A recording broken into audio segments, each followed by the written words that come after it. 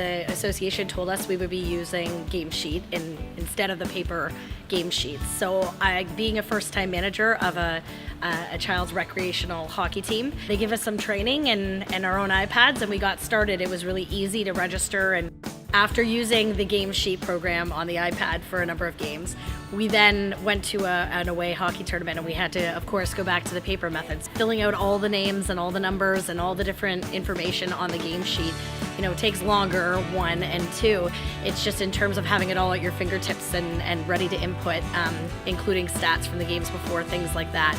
After you've completed the Game Sheet, you just have to a few taps and from the referees, the timekeeper, and the managers on the team, on both teams, and then you basically send it off and it's ready to go. With a couple of taps, again, it just uploads automatically onto the website. Even game to game, you can change your rosters, you can change some of the kids that are sitting out, or hopefully not, but sometimes suspended.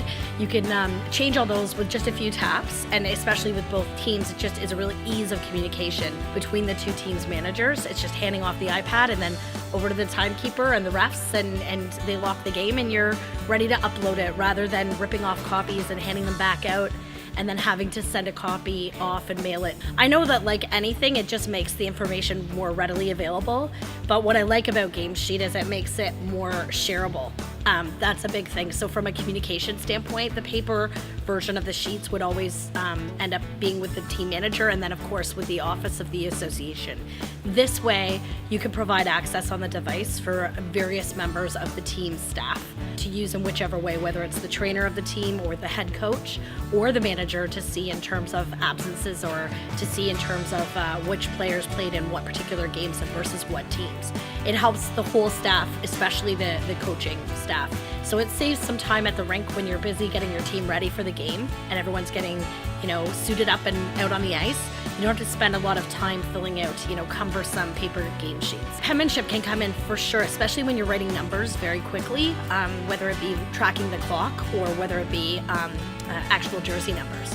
So I think that that's a good thing, is with it all being input in terms of using it in a format that we're familiar with. That all the information is clear and concise, and it's all there in a very digitized format. There's no room for interpretation. The information is what it is.